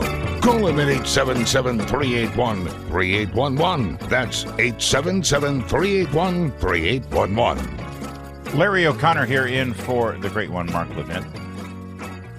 You can find me on over at Town Hall Media, all the Town Hall Media websites where I do a daily show live at noon every day. It's called Larry, and you can catch it on YouTube or Rumble or wherever it is you like to watch your shows. And also, I'm the morning radio host in Washington, D.C. on WMAL. It's O'Connor and Company. It's myself and Julie Gunlock and Patrice Onwuka. We have a blast. Great way to start your day. So check that out. Listen, I've been watching this whole thing at Brown University, this horrific murder. One of the victims, this woman, there's only, I believe the poll showed 6%, this is a month ago, 6% of the students at Brown University identified themselves as conservatives. And the majority of them told the pollsters that they were afraid, that's the word, afraid, to reveal their political beliefs to their fellow classmates. Afraid. A month later, one of those 6%, one of the very small handful of conservatives, a young 19-year-old Christian conservative woman named Ella Cook, she's dead. She was one of the... What are the odds? What are the odds that of all of the students at Brown University, one of the two murdered is identifiable as one of the few out-of-the-closet, well-known conservative Christians? The vice president of the Young Republicans Club there. The answer is the odds are very slim that would just be a random happenstance. Coupled with the fact that the gunman is still at large, the murderer is still at large, and the police and the local officials there continue to reiterate to the greater community that there is no danger, that there is no threat. Explain to me, if a madman school shooter randomly shoots at 11 students in a classroom, killing 2 of them and injuring the balance, and then leaves and is still at large, how is that not a threat? Unless, of course, they have information to believe that this was a targeted murder for God knows what reason. They certainly won't tell us. And that now that reason no longer exists, there's no threat to the greater community. Everything about this is, out of bounds from what we have come to expect from your typical school shooting scenario. First, the weapon, it's a 9mm handgun, not usually what a school shooter would use. The profile of the individual that we've seen here in the photographs, not some deranged loner kid who is maybe hopped up on something or neglected, or a loner video gamer who wants to make a name for himself and go down in a blaze of glory. No. In fact, that whole go down in a blaze of glory thing is something that we've seen in so many of these school shooting incidents, where the person just keeps shooting randomly at whoever is moving until they get shot by police or they just turn the gun on themselves. No, this person seemed to wait for a specific time after casing the joint, because he's seen on security cameras sort of loitering for quite some time before the incident, goes into a very specific classroom, shoots the people in the room, and then leaves undetected and disappears. The opposite of what we've seen in your typical school shooting. And again, the local officials tell us that there's no threat to the greater community. You put those pieces together, including reports, some verified by journalists but not by authorities, that the parents of the victim here, Ella Cook, have been notified that they believe that she was targeted in this attack. And what do we know about her? That she is a high-profile conservative Christian.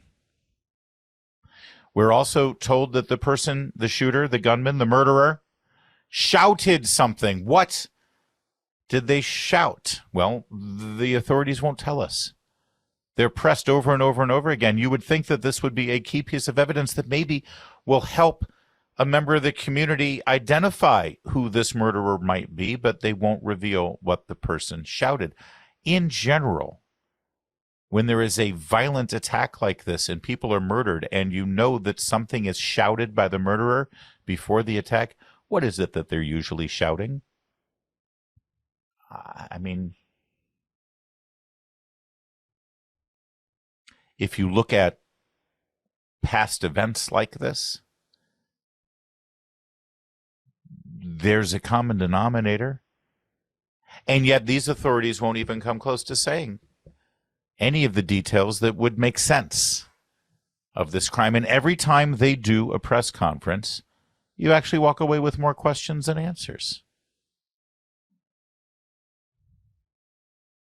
And here's the latest from the Providence Chief of Police. Please. In terms of cameras inside and outside the engineering building, are those working at all? And if so, why not release some of those videos? So the video that we showed you... Yeah, the question, again, because this is, by the way, one of the most surveilled college campuses in North America with over 800 cameras, and yet the few images they have, this doesn't look like a camera from our era. These cameras, the image that I'm seeing looks like those shaky 8mm films of Bigfoot out in the woods from 1972 on an episode of In Search Of with Leonard Nimoy. And so the question is there any video of the person inside the building where the shooting took place? Or maybe you've got a camera at the door so you can see people as they go in and out of the building. You know, like your typical surveillance security video cameras would be in any other logically placed location in a building like this? And what's his answer? And if so, why not release some of those videos? So the video that we showed you came from inside the building, and that's all we had at the moment. That's all we have at this moment. Correct. Inside the engineering building, though? I'm sorry? It's from the outside. From the outside, so do you have video? Okay, so his first answer, it might be hard to hear him with the horrific sound that they have at these press conferences, too, which is always instills a level of confidence. And remind me again, what party is in charge of all of the facilities and law enforcement and governmental operations in the state of Rhode Island? That's a swing state, isn't it? Oh, no, it's not.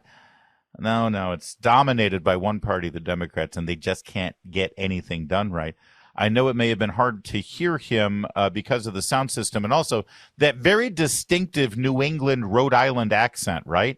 Thick as chowder. He might be from a location a little further south than Providence, perhaps. I'm not sure what part of Rhode Island sounds quite that Latino. But anyway, the police chief said that the camera footage that we have right now is from the inside of the building. And then the attorney general has to correct him and say, oh, no, that's from the outside of the building, because the police chief doesn't know what the hell is going on. Yes. Both inside and outside. I'm sorry, just outside. That's all we have, not inside, no. I'm sorry, just outside.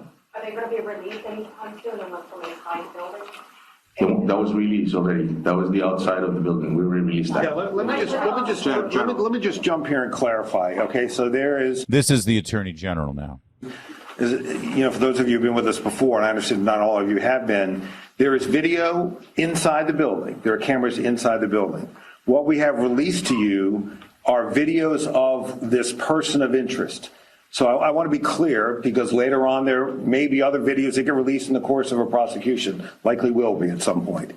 They show things like chaos after the shooting. What they don't show is this person of interest. And so that's why we haven't released those videos, okay? What you do have are videos from a camera outside of the Brown building and other cameras from around the neighborhood that the good men and women in law enforcement located and have put together in this montage. Okay, so the cameras inside don't show the person of interest, which of course leads to more questions, like, for instance, how do you know this is a person of interest if you don't have any footage of him inside at the crime scene? But you don't get those questions answered. Also, much has been discussed about the response from the administrators and security at Brown University when it took them something like a full 20 minutes before they actually put the sirens and alerts on for the campus at large to let them know that there's an emergency situation with a shooter at large.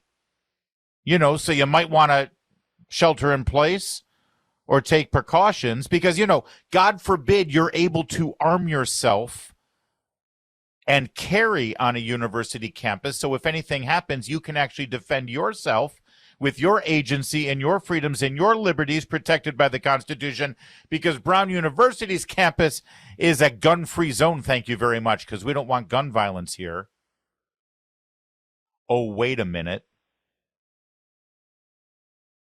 So at the very least, when somebody violates the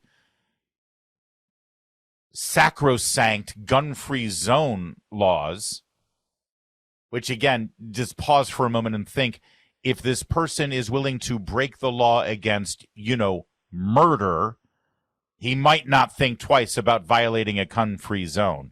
So who are you really trying to protect here?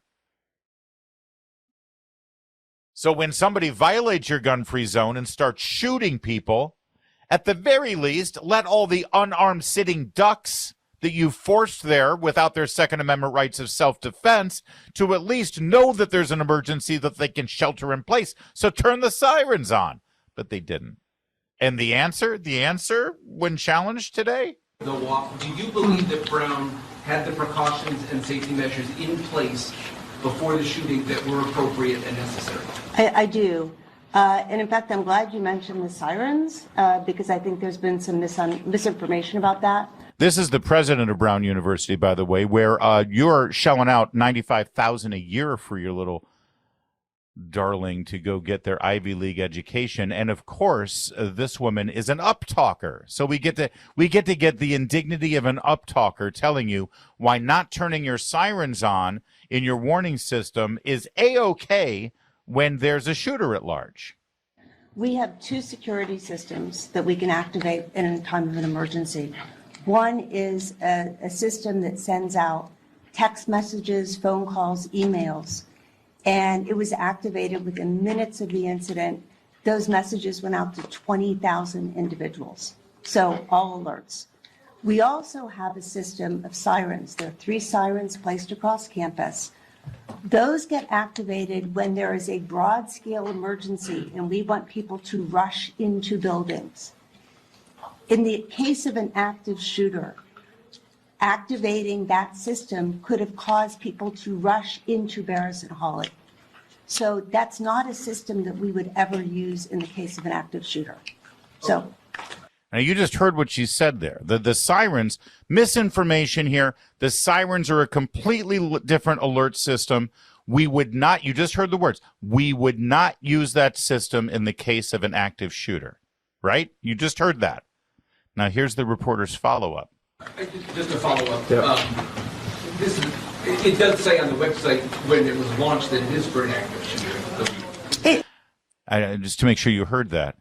It says on your own website that the siren system was put in place in case of an active shooter. So your Brown University president just said we would never use those sirens in the case of an active shooter. The reporter says it literally says on your website that the purpose of the sirens is for an active shooter. And her response? It depends on the circumstances in which. It depends on the circumstances. You got to have a doctorate in education and some kind of social sciences from an Ivy League university, like I'm sure this incredibly intelligent woman has, to be so stupid as to say things like that. Meanwhile, back to your police chief from the Spanish-speaking part of Providence, Rhode Island, apparently. We know you're never going to tell us what was shouted at the time of this attack, but at the very least, can you confirm whether or not you know what was shouted? Or if anyone knows what was shouted? How many of the students who are inside that building and also outside have detectives been able to interview, and have they elaborated on anything that this man said? Allegedly, he yelled something in the classroom before opening fire. Did he appear to be wearing a bulletproof vest, and that's why he appeared faulty? It's a good amount of interviews that have been conducted. We have re-interviewed several people. And so I just want to tell you that's part of the investigation right now. We'll continue to investigate, and we'll continue to speak with them. And like the general stated, listen, we're just trying to build the case here and make sure that we can move forward and continue the progress as we're doing. But the interviews are still being conducted. So. But Chief, they haven't elaborated. They haven't elaborated exactly on what this man, if he did say anything, what he was yelling. Yeah, no, I don't have that info now. Straight back, sir. Okay, so he doesn't have the information. So in other words, the police chief won't even say whether or not they know what was shouted by the suspect in the Brown shooting. I don't even know if he knows. Meanwhile, there are a lot of reports, mostly on social media, but there have been some networks who have also reported that there is one individual associated with Brown University, and I'm not going to name his name because this has not been confirmed by the officials, which, of course, they're not going to confirm anything even after an arrest is made. But this individual is seems to be a assistant professor or teacher's assistant, a student assistant, is a Palestinian activist. Photographs of this person. And by the way, the body type seems to match the person in the video. By the way, this individual, more than just a Palestinian activist, with photographs all over the place wearing that stupid terrorist scarf from Yasser Arafat's design shop. To add insult to injury, this person is a queer Palestinian activist. And within the last 24 hours, this student assistant queer Palestinian activist has had all of their information and postings on the Brown University website removed. All of the postings about this individual at the Center for Middle East Studies, the information on his apprenticeship and profile, scrubbed from the website. The Attorney General was asked about this. You'll hear the answer in a moment. Mark Levin.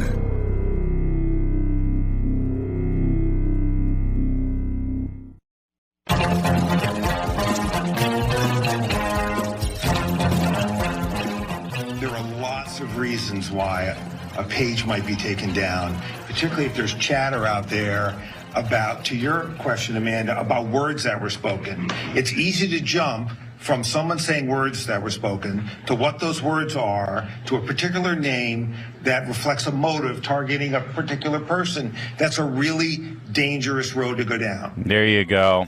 Feel safer now? Feel better now? I don't. Thanks for listening. I'm Larry O'Connor. It's the Mark Levin Show. Mark's back tomorrow.